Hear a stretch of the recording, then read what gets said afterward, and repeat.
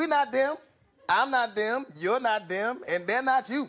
We are all not they. About 4 years ago, Somalian refugee to the United States and Congressman Ilhan Omar became embroiled in controversy for her opposition to Israel, saying that Israel had hypnotized the world. Of course, here in America, this point of view is understandably jarring, and she was promptly taken to task for it by political adversaries in Congress, as well as even some in her own party. Her response to this backlash was in a tweet declaring that U.S. interest in defending this little country halfway across the world is all about the Benjamins. When challenged to clarify, the congressman answered with one word: AIPAC. She was then roundly rebuffed by the likes of Batya, Ungar, Sargon, and Ben Shapiro. Batya tweeted that this was a clear anti-Semitic trope, and Ben had this to say. People are doing this routine on the left where they say, being anti-Israel doesn't mean that you're anti-Semitic. Opposing certain actions that Israel takes does not mean that you're anti-Semitic, obviously. Opposing actions taken by the Israeli government or perspectives of the Israeli government on particular issues does not mean that you are anti-Semitic. Okay, that's not anti-Semitic. What is anti-Semitic is believing, one, that Israel does not have a right to exist. Two, treating Israel in a way that you would never treat any other state. So holding them to a standard you would hold no other state.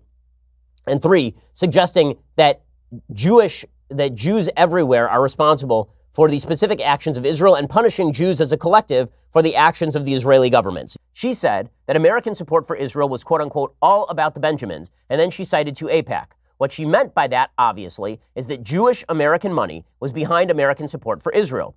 This is another anti-Semitic comment. It has nothing to do with Israel policy. Israel does not put money into AIPAC. AIPAC is an American lobbying organization funded by Israel supporters, many of whom are Jewish. When she says the reason that Americans support Israel is specifically because the Jews are paying them off to do so, it is all about the Benjamins, she is suggesting that the Jews are in nefarious fashion paying off various politicians and corruptly causing them to be pro-Israel. That's the thing here. It's these nefarious Jews and their pro-Israel ways. That is an anti-Semitic comment. Okay, it's not anti-Israel because, again, that's not a critique of anything the Israeli government is doing. It is not a critique of the state of Israel. It is a critique of Jews in America who are spreading their nefarious Jew money around and causing America to support Israel. And of course, like the politician she is, Omar went on to apologize and to speak vaguely of learning she was doing from the Jewish community. I like both Batya and Ben. I admire how Ben has gone from an upstart young gadfly to a media staple. And I like Batya's book, Bad News. It's a really insightful look into the problems of modern media. But I think we should examine the claims they're making here. Is it anti-Semitic to claim that Israeli interests spend money to influence American attitudes towards Israel? And the short answer is sometimes, I suppose. I'm not a mind reader, and neither are they. But is it factual? The answer unquestionably is yes. In the last election, 2022, AIPAC, through its newly established direct PAC, the United Democracy Project, or UDP, gave $2,664,900 out, spent only by the National Association of Realtors, the National Beer Wholesalers Association, and the Credit Union National Association. This is a piece of the picture which, in characteristically blunt fashion, President Trump observed. I've seen in Congress is Israel literally owned Congress. You understand that 10 years ago, 15 years ago. And it was so powerful. It was so powerful. And today it's almost the opposite. So how did they get here? How did AIPAC become such a staple? The story starts over half a century ago during the Eisenhower administration. After World War II, American Jewry was far less united respecting the then novel idea of Israel than today, and the political contours looked somewhat different. To be a Zionist at this time meant supporting and, in fact, considering as essential the migration of all Jewry to Israel, as concisely summed up by Israel's first president, that there are no English, French, German, or American Jews, but only Jews living in England, France, Germany, or America.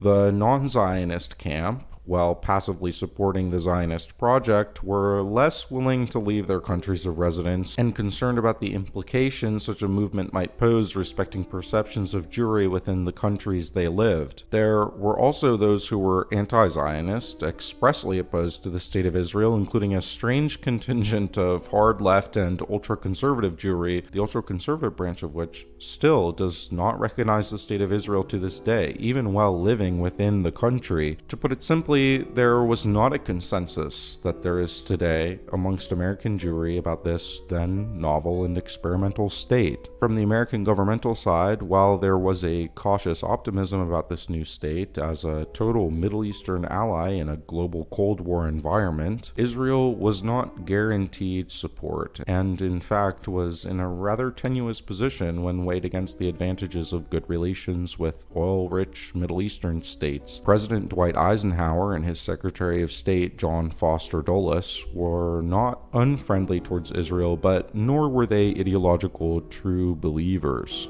It was in this more unstable environment for Israel in 1953 that the Kibbutz massacre occurred. Israeli troops under Ariel Sharon attacked the village of Kibbutz in the West Bank, which was then under Jordan's control. Time magazine published a report describing the massacre. They shot every man, woman, and child they could find. Then they turned their fire on the cattle. After that, they dynamited 42 houses, a school, and a mosque. The cries of the dying could be heard amid the explosions. The villagers, huddled in the grass, could see Israeli soldiers slouching in the doorways of their homes, smoking and joking, their young faces illuminated by the flames. By 3 a.m., the Israelis' work was done, and they leisurely withdrew.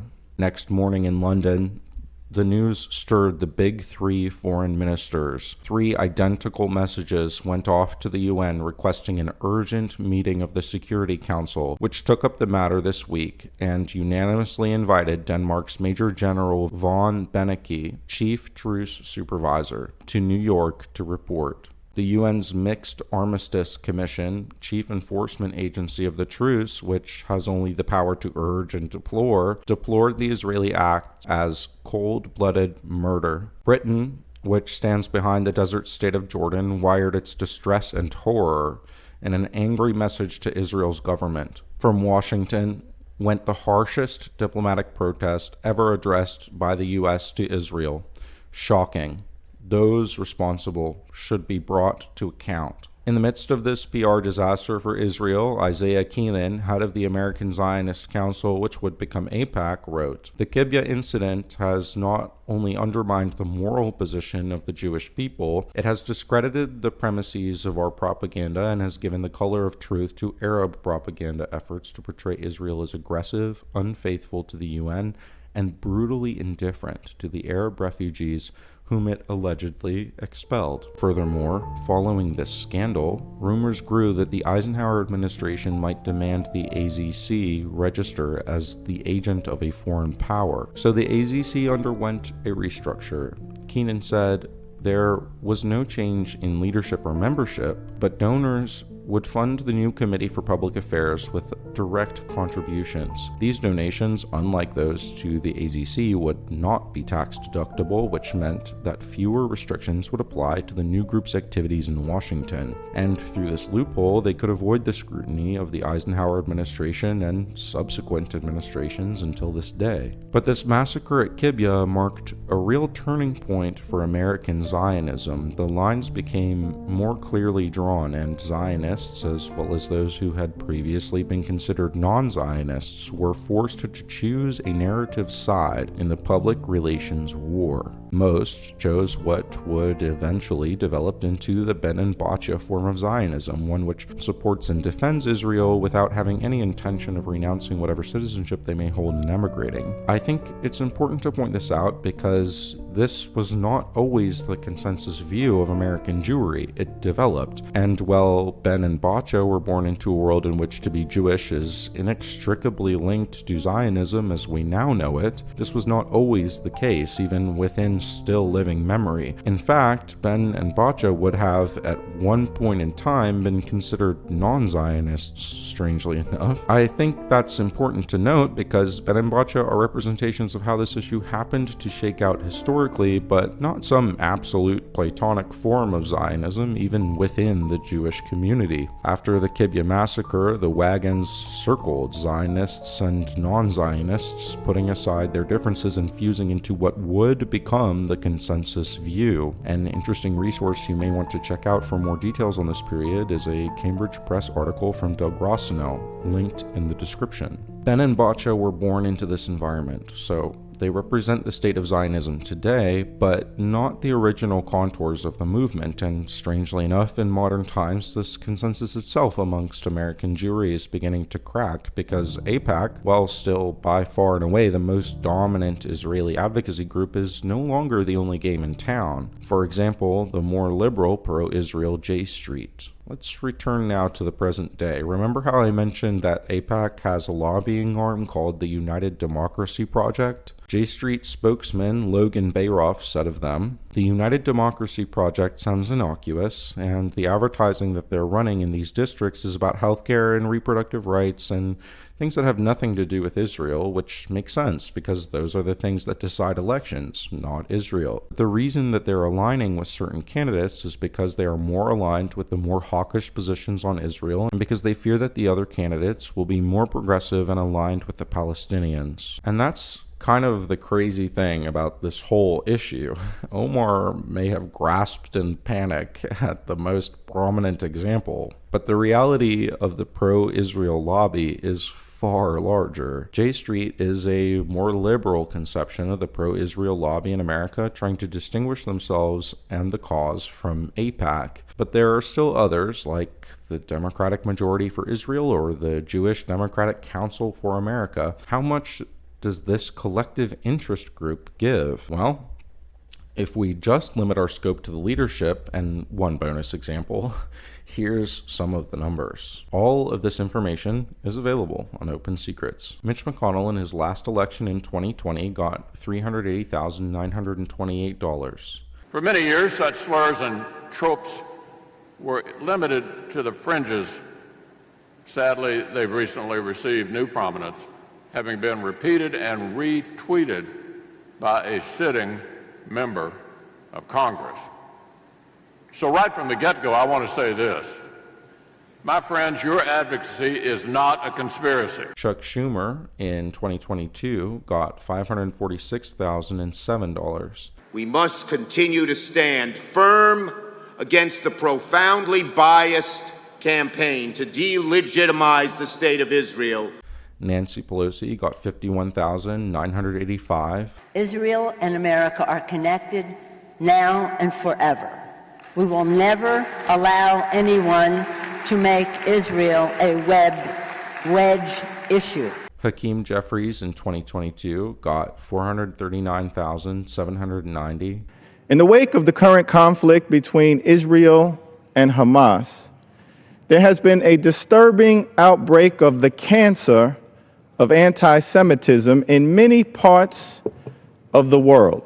And Kevin McCarthy got $159,982. Today I speak to you not only as American congressional leader, I speak to you today as a lifelong supporter and a true friend of Israel. Israel is resilient. It is strong. Israel is innovative. Israel is blessed. Israel endures. The Lord blessed you from Zion, and may you see the prosperity of Jerusalem all the days of your life. Indeed, may you see your children's children. Peace be upon Israel, as David has written. And finally, as a bonus round, Congressman Shontel Brown got $1,018,786.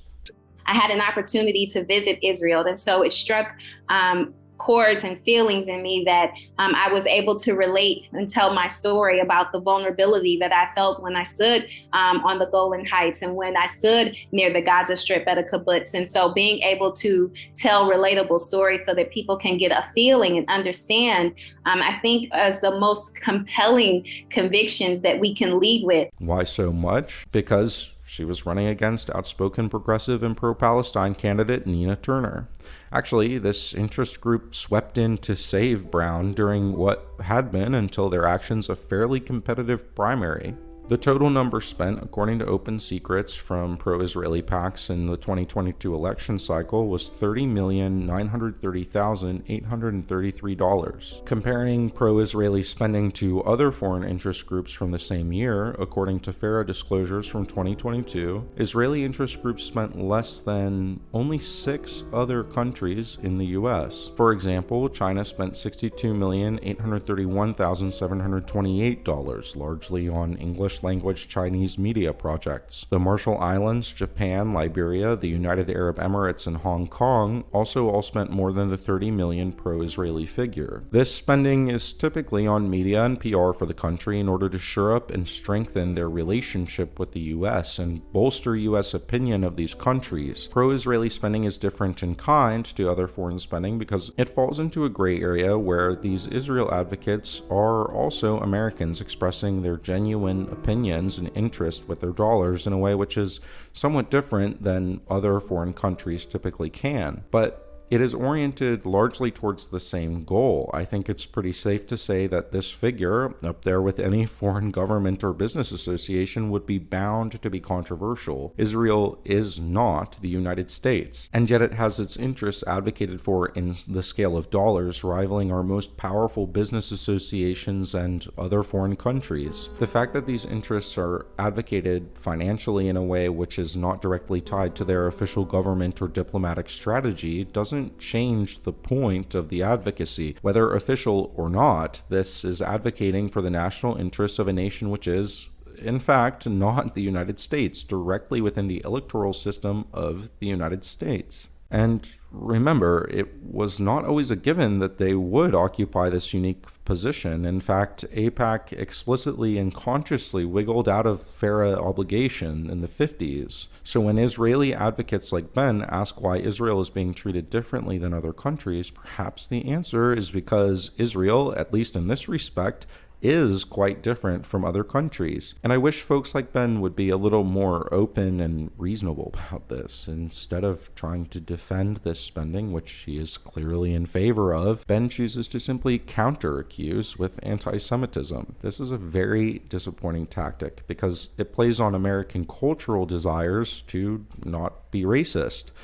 But there's nothing racist in noticing and questioning dollars in our elections. If we can do it for the Open Society Foundation or the NRA or Pfizer, we can, and in fact are civically obligated to do so here as well. Actually, the weird thing would be to exclude this interest group from scrutiny, and, well, unlike Ben and Batya, I don't feel comfortable telling people what their motives are. I do find it pretty difficult to believe that they don't realize that. I don't think that they would let other communities get away with this so easily. Ben didn't let BLM get away with the identity politics, and how is this different? By the way, this is only the PAC donation number. This isn't even comprehensive. We could also account for extremely rich and influential pro-Israeli figures like friend and supporter of President Trump, Sheldon Adelson, who said in 2017, "I am a one-issue person, and that issue is Israel." Or AIPAC supporter Haim Saban, who funds AIPAC's semi-annual Saban Leadership Seminar. In 2016, Saban donated $13.8 million to political spending groups. Well, neither of these men can be strictly formally tied to Israel, which was the whole point of AIPAC's strategy of campaign finance. It is clear where their intentions lie. Like any other political donation, they seek to influence policy towards their preference. And their preference is for Israel. Israel. Another issue is the lobbying efforts. AIPAC's charity arm has spent $15.7 million on congressional visits to Israel since 2000, and each year since 2014, AIPAC has spent over $3 million on lobbying. This is not to mention the return on their continuous investment over the decades in enculturating support from elements of the Democrat and Republican parties as figures grow politically in an environment where Israel is inherently risky to cross. In the days of Dulles and Eisenhower, political support for Israel was not a given and could be lost. This is simply not the case today. There are many people, public and private,